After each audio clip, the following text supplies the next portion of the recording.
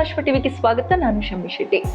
ಮಧ್ಯಪ್ರಾಚ್ಯದಲ್ಲಿ ತೀವ್ರಗೊಳ್ಳುತ್ತಿರುವ ಯುದ್ಧದ ಪರಿಣಾಮ ಭಾರತದಲ್ಲಿ ಎಲ್ಪಿಜಿ ಗ್ಯಾಸ್ ಕೊರತೆ ಇನ್ನಷ್ಟು ಗಂಭೀರವಾಗುವ ಸಾಧ್ಯತೆ ಎದುರಾಗಿದೆ. ಇದುವರೆಗೂ ಹಾರ್ಮುಜ್ ಜಲಸಂಧಿ ಸಮಸ್ಯೆಯಿಂದ ಅಡಚಣೆ ಉಂಟಾಗಿದೆ ಎನ್ನಲಾಗುತ್ತಿತ್ತು. ಆ ಮಾರ್ಗದ ಮೂಲಕ ಗ್ಯಾಸ್ ತುಂಬಿದ ಹಡಗುಗಳು ಬರುವಂತೆ ಮಾಡಲು ಕೇಂದ್ರ ಸರ್ಕಾರ ಹೇಗೋ ವ್ಯವಸ್ಥೆ ಮಾಡಿದೆ. ಆದ್ರೆ ಇದೀಗ ಗಲ್ಫ್ ರಾಷ್ಟ್ರಗಳ ತೈಲ ಹಾಗೂ ಅನಿಲ ಉತ್ಪಾದನಾ ಘಟಕಗಳ ಮೇಲಿನ ದಾಳಿಗಳಿಂದ ಸ್ಥಿತಿ ಮತ್ತಷ್ಟು ಗಂಭೀರವಾಗಿದೆ. ಕತಾರ್ನ ನೈಸರ್ಗಿಕ ಅನಿಲ ಘಟಕದ ಮೇಲೆ ಇರಾನ್ ನಡೆಸಿದ ಘಾತಕ ದಾಳಿಯಿಂದ ವಿಶ್ವದ 5 ಬಲಿಷ್ಠ ರಾಷ್ಟ್ರಗಳಿಗೆ ಮುಂದಿನ 5 ವರ್ಷಗಳವರೆಗೂ ಕೂಡ ಅನಿಲ ಪೂರೈಕೆಯಲ್ಲಿ ಸಮಸ್ಯೆಯಾಗುವ ಸಾಧ್ಯತೆ ಇದೆ. ಈಗ ಬರುತ್ತಿರುವ ವರದಿಗಳ ಪ್ರಕಾರ ಕತಾರ್ನಿಂದ ಭಾರತಕ್ಕೆ ರವಾನೆಯಾಗುತ್ತಿರುವ ಅನಿಲಕ್ಕೂ ಸಮಸ್ಯೆಯಾಗುವ ಸಾಧ್ಯತೆ ಇದೆ. ವಿಶ್ವದ 17% ನೈಸರ್ಗಿಕ ಅನಿಲ ಪೂರೈಕೆಯು ಕತಾರ್ನ ಇದೊಂದೇ ಘಟಕದಿಂದ ಆಗ್ತಿತ್ತು. ಆದ್ರೆ ವಿಶ್ವದ ಅತ್ಯಂತ ದೊಡ್ಡ ನೈಸರ್ಗಿಕ ಅನಿಲ ಘಟಕ ಇದಾಗಿದ್ರಿಂದ ಇರಾನ್ ದಾಳಿಯಿಂದ ಕತಾರ್ಗೆ ವಾರ್ಷಿಕ ಸುಮಾರು $20 ಬಿಲಿಯನ್ ನಷ್ಟು ಆದಾಯ ನಷ್ಟ ಆಗುವ ಸಾಧ್ಯತೆ ಇದೆ. ಹಾಗೆಯೇ ವಾರ್ಷಿಕವಾಗಿ ಸುಮಾರು 12.8 ಮಿಲಿಯನ್ ಟನ್ LNG ಪೂರೈಕೆಯಲ್ಲಿ ಮುಂದಿನ 3 ರಿಂದ 5 ವರ್ಷಗಳವರೆಗೂ ಕೂಡ ವ್ಯತ್ಯಯ ಆಗಬಹುದು ಎಂದು ಅಂದಾಜಿಸಲಾಗಿದೆ. ಇದನ್ನ ಕತಾರ್ನ ಇಂಧನ ಇಲಾಖೆಯೇ ಖಾತ್ರಿಪಡಿಸಿದೆ. ಇದರಿಂದ ಭಾರತ, ಚೀನಾ ಸೇರಿದಂತೆ ಕೆಲವು ಏಷ್ಯಾ ಹಾಗೂ ಯುರೋಪ್ ರಾಷ್ಟ್ರಗಳು ಸಮಸ್ಯೆಗೆ ಈಡಾಗಬಹುದು. ಇರಾನ್ನೊಂದಿಗೆ ಕತಾರ್ ಉತ್ತಮ ಸಂಬಂಧವನ್ನೇ ಹೊಂದಿತ್ತು. ಹೀಗಾಗಿ ಕನಸಲ್ಲಿಯೂ ಕತಾರ್ನ ಇಂತಹ ಪ್ರಮುಖ ಘಟಕಗಳ ಮೇಲೆ ಇರಾನ್ ದಾಳಿ ಮಾಡಲಿದೆ ಎಂದು ಅಲ್ಲಿನ ಆಡಳಿತ ವ್ಯವಸ್ಥೆ ಅಂದಾಜು ಮಾಡಿರಲಿಲ್ಲ. ಹೀಗಾಗಿ ಮುಸ್ಲಿಂ ರಾಷ್ಟ್ರವೊಂದು ಈ ರೀತಿ ದಾಳಿ ಮಾಡಿದೆ ಎಂದು ಕತಾರ್ ಆಕ್ರೋಶಗೊಂಡಿದೆ. ಆದರೆ ಈ ಕೃತ್ಯವು ವಿಶ್ವದ ಪ್ರಮುಖ ರಾಷ್ಟ್ರಗಳಿಗೆ ದುಸ್ವಪ್ನವಾಗಿ ಕಾಡಿದೆ. ಇರಾನ್, ಇಸ್ರೇಲ್ ಮತ್ತು ಅಮೆರಿಕ ನಡುವಿನ ಸಂಘರ್ಷ ತೀವ್ರಗೊಳ್ಳುತ್ತಿದೆಯಂತೆಯೇ ಗಲ್ಫ್ ಪ್ರದೇಶದ ಅನೇಕ ತೈಲ ಮತ್ತು ಗ್ಯಾಸ್ ಘಟಕಗಳು ಕಾರ್ಯನಿರ್ವಹಣೆಯನ್ನ ಸ್ಥಗಿತಗೊಳಿಸಿರುವ ಬಗ್ಗೆ ವರದಿಯಾಗಿದೆ. ಸೌದಿ ಅರೇಬಿಯಾದ ಆರಾಮ್ಕೋ, ಕತಾರ್ನ ರಾಸ್ ಲಫಾನ್ ಅನಿಲ ಘಟಕ ಸೇರಿದಂತೆ ಪ್ರಮುಖ ಉತ್ಪಾದನಾ ಕೇಂದ್ರಗಳನ್ನ ಹಾನಿಗೊಳಿಸಲಾಗಿದೆ.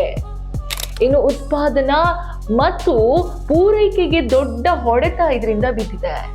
ಕತಾರ್ನ ಪರ್ಲ್ GTL ಘಟಕ ಸ್ಥಗಿತವಾಗಿ ವಿಶೇಷವಾಗಿ ಜಗತ್ತಿನ ಅತಿದೊಡ್ಡ ಗ್ಯಾಸ್ ಟು ಲಿಕ್ವಿಡ್ ಘಟಕಗಳಲ್ಲಿ ಒಂದಾದ ಕತಾರ್ನ ಪರ್ಲ್ GTL ಘಟಕ ಸ್ಥಗಿತಗೊಂಡಿರುವುದು ಇಡೀ ಪ್ರಪಂಚದ ಆತಂಕಕ್ಕೆ ಕಾರಣವಾಗಿದೆ.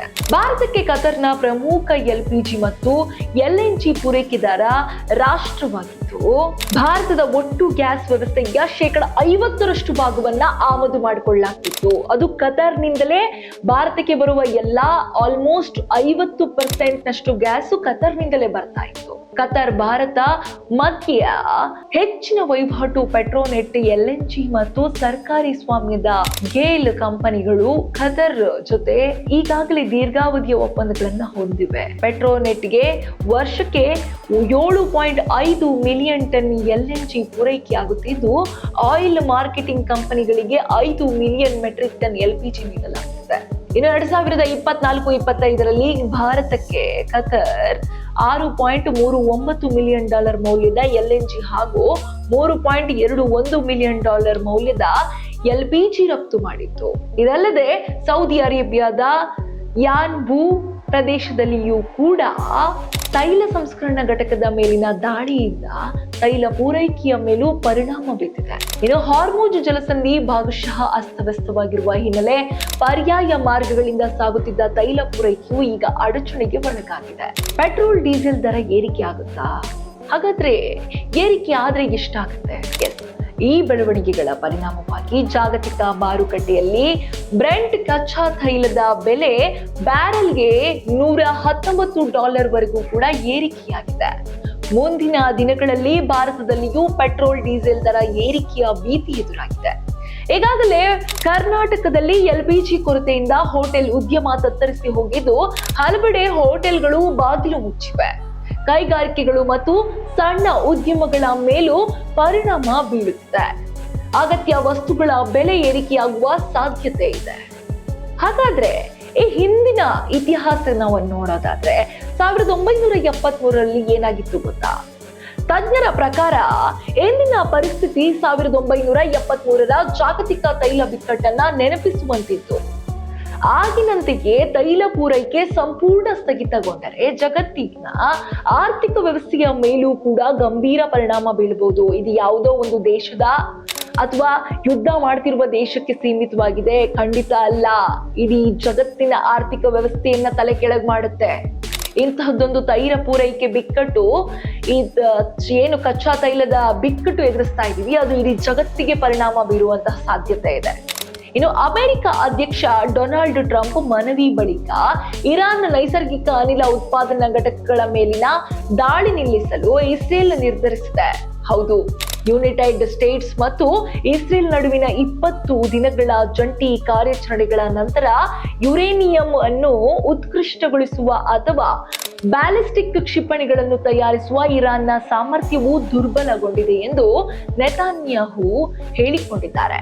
ಅವರ ಪ್ರಕಾರ ಆರಂಭಿಕ ಹಂತವು ಕ್ಷಿಪಣಿ ದಾಸ್ತಾನುಗಳು, ಡ್ರೋನ್ಗಳು ಮತ್ತು ಪರಮಾಣು ಸಂಬಂಧಿತ ಸ್ವತ್ತುಗಳನ್ನು ನಾಶಪಡಿಸಿತು ಮತ್ತು ನಡೆಯುತ್ತಿರುವ ಹಂತವು ಇರಾನ್ ತನ್ನ ಶಸ್ತ್ರಾಗಾರವನ್ನ ಪುನರ್ ನಿರ್ಮಿಸಲು ಅನುವು ಮಾಡಿಕೊಡುವ ಕೈಗಾರಿಕಾ ಸಾಮರ್ಥ್ಯವನ್ನ ಗುರಿಯಾಗಿಸಿಕೊಂಡಿದೆ. ಎರಡು ದೇಶಗಳು ತಮ್ಮ ಸಂಘಟಿತ ಅಭಿಯಾನದ ಮೂಲಕ ಇಡೀ ಜಗತ್ತನ್ನ ರಕ್ಷಿಸುತ್ತಿವೆ. ವ್ಯಾಪಕ ದಾಳಿಗಳು ಇರಾನ್ನ ಕ್ಷಿಪಣಿ ಮತ್ತು ಡ್ರೋನ್ ಸಾಮರ್ಥ್ಯಗಳನ್ನ ಬೃಹತ್ ಪ್ರಮಾಣದಲ್ಲಿ ಕುಗ್ಗಿಸಿವೆ. ನೂರಾರು ಲಾಂಚರ್ಗಳು ಮತ್ತು ನಿರ್ಣಾಯಕ ಶಸ್ತ್ರಾಸ್ತ್ರ ಉತ್ಪಾದನಾ ಸೌಲಭ್ಯಗಳು ನಾಶವಾಗಿವೆ ಎಂದು ಅವರು ಹೇಳಿಕೊಂಡಿದ್ದಾರೆ. ಅವರ ಹೇಳಿಕೆಯನ್ನ CNN ವರದಿ ಕೂಡ ಮಾಡಿದೆ. ಹಾಗಾದ್ರೆ ಪ್ರಮುಖವಾದ ಹಾರ್ಮೋಜ್ ಜಲಸಂಧಿಯನ್ನ ಮತ್ತೆ ತೆರೆಯಲು ಅಮೆರಿಕ ಮಾಡುತ್ತಿರುವ ಪ್ರಯತ್ನಗಳ ಬಗ್ಗೆ ನೆತಾನ್ಯಾಹು ಮಾತನಾಡಿರೋದು ಏನು ಅಂದ್ರೆ, ಇರಾನಿನ ಪ್ರಮುಖ ಅನಿಲ ಕ್ಷೇತ್ರದ ಮೇಲೆ ಇಸ್ರೇಲ್ ನಡೆಸಿದ ದಾಳಿಗೆ ಪ್ರತಿಕಾರವಾಗಿ ಕೆಲವು ದಾಳಿಗಳು ನಡೆದಿದೆ. ಇನ್ನು ಇಂಧನ ಬೆಲೆಗಳು ಗಗನಕ್ಕೇರಿವೆ ಮತ್ತು ಇರಾನ್ನ ಅರಬ್ ನೆರೆಹೊರೆಯವರನ್ನು ನೇರವಾಗಿ ಸಂಘರ್ಷಕ್ಕೆ ಎಳೆಯುವ ಅಪಾಯವಿದೆ.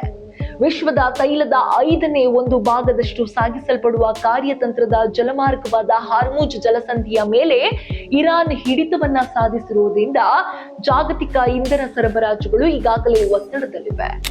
ಇಸ್ರೇಲ್ ಪ್ರಧಾನಿ ಬೆಂಜಮಿನ್ ನೆತಾನ್ಯಾಹು ಗುರುವಾರ ತಡರಾತ್ರಿ ಅಧ್ಯಕ್ಷ ಡೊನಾಲ್ಡ್ ಟ್ರಂಪ್ ಅವರ ಮನವಿ ಮೇರೆಗೆ ಇರಾನಿನ ಅನಿಲ ಕ್ಷೇತ್ರದ ಮೇಲೆ ಯಾವುದೇ ದಾಳಿಯನ್ನ ಮಾಡುವುದಿಲ್ಲ ಎಂದು ಹೇಳಿದ್ದಾರೆ. ಇನ್ನು ಫೆಬ್ರವರಿ 28ರಂದು ಅಮೆರಿಕ ಮತ್ತು ಇಸ್ರೇಲ್ ಯುದ್ಧವನ್ನ ಆರಂಭಿಸಿದಾಗಿನಿಂದ ಇರಾನ್ನ ಉನ್ನತ ನಾಯಕರು ವೈಮಾನಿಕ ದಾಳಿಯಲ್ಲಿ ಕೊಲ್ಲಲ್ಪಟ್ಟಿದ್ದಾರೆ ಮತ್ತು ದೇಶದ ಮಿಲಿಟರಿ ಸಾಮರ್ಥ್ಯಗಳು ತೀವ್ರವಾಗಿ ಕುಸಿದಿವೆ. ಅಂತಾರಾಷ್ಟ್ರೀಯ ಮಾನದಂಡವಾದ ಬ್ರೆಂಟ್ ಕಚ್ಚಾ ತೈಲವು ಬ್ಯಾರೆಲ್ಗೆ $119ಗಿಂತ ಹೆಚ್ಚು ಏರಿಕೆಯಾಗಿದೆ. ಇನ್ನು ಯುದ್ಧ ಆರಂಭದಾಗಿಂದಲೂ ಕೂಡ ಇದು 60%ಕ್ಕಿಂತ ಹೆಚ್ಚು ನೈಸರ್ಗಿಕ ಅನಿಲ ಬೆಲೆಗಳಿಗೆ ಯುರೋಪಿಯನ್ ಮಾನದಂಡವು ತೀವ್ರವಾಗಿ ಏರಿತ್ತು ಮತ್ತು ಕಳೆದ ತಿಂಗಳಿನಲ್ಲಿ ಸರಿಸುಮಾರು ದ್ವಿಗುಣಗೊಂಡಿದೆ. ಕತಾರ್, ಸೌದಿ ಅರೇಬಿಯಾ ಮತ್ತು UAE ಇರಾನಿನ ದಾಳಿಯನ್ನ ಖಂಡಿಸಿವೆ. ಇರಾನ್ ಹಿಂದೆ ಸರಿಯುವ ಯಾವುದೇ ಲಕ್ಷಣಗಳು ಕಂಡು ಬಂದಿರಲಿಲ್ಲ. ಯುದ್ಧದ ಸಮಯದಲ್ಲಿ ಇರಾನ್ನಲ್ಲಿ 1300ಕ್ಕೂ ಹೆಚ್ಚು ಜನರು ಸಾವನ್ನಪ್ಪಿದ್ದಾರೆ. ಒಟ್ಟಿನಲ್ಲಿ ಗಲ್ಫ್ ಪ್ರದೇಶದ ಯುದ್ಧ ತೀವ್ರತೆ ಕಡಿಮೆಯಾಗದಿದ್ದರೆ ಇನ್ನಷ್ಟು ಜನರ ಮಾರಣ ಹೋಮದ ಜೊತೆಗೆ ಎರಡು ದೇಶದ ಆರ್ಥಿಕ ಪರಿಸ್ಥಿತಿಯ ಜೊತೆಗೆ ಇಡೀ ಜಗತ್ತಿನ ಆರ್ಥಿಕ ಪರಿಸ್ಥಿತಿ ಕುಸಿಯೋದ್ರಲ್ಲಿ ದೂಸರ ಮಾತಿಲ್ಲ. ಭಾರತ ಸೇರಿದಂತೆ ವಿಶ್ವದ ಹಲವು ದೇಶಗಳು ಮತ್ತೊಂದು ದೊಡ್ಡ ಇಂಧನ ಸಂಕಷ್ಟವನ್ನ ಎದುರಿಸಬೇಕಾದ ಸಾಧ್ಯತೆ ತಲೆದೋರಿದೆ. ಮುಂದಿನ ದಿನಗಳಲ್ಲಿ ಎರಡು ದೇಶಗಳು ತಮ್ಮ ಈಗೋವನ್ನ ಬಿಟ್ಟು ತಮ್ಮ ಸ್ವಾರ್ಥದ ಬಗ್ಗೆ ಯೋಚಿಸದೆ ವಿಶ್ವಕ್ಕೆ ಮಾದರಿಯಾಗುವಂತಹ ನಿರ್ಧಾರ ತಗೊಳ್ತಾರ, ಯುದ್ಧಕ್ಕೆ ಫುಲ್ ಸ್ಟಾಪ್ ಇಡ್ತಾರ, ಅಥವಾ ಇದು ಹೀಗೆ ಮುಂದುವರೆದು ಭಾರತ ಸೇರಿದಂತೆ ವಿಶ್ವದ ಹಲವಾರು ದೇಶಗಳು ಮತ್ತೊಂದಿಷ್ಟು ಆರ್ಥಿಕ ಪರಿಸ್ಥಿತಿಯನ್ನ ಬಿಕ್ಕಟ್ಟನ್ನ ಎದುರಿಸುವ ಪರಿಸ್ಥಿತಿ ಎದುರಾಗತ್ತಾ? ಕಾದು ನೋಡ್ಬೇಕಿದೆ. ಇದು ಈ ಹೊತ್ತಿನ ವಿಶೇಷ. ಇನ್ನಷ್ಟು ಸುದ್ದಿಗಳಿಗಾಗಿ ನೋಡ್ತಾ ಇರಿ ಸಪ್ತಾಶ್ವ ಟಿವಿ.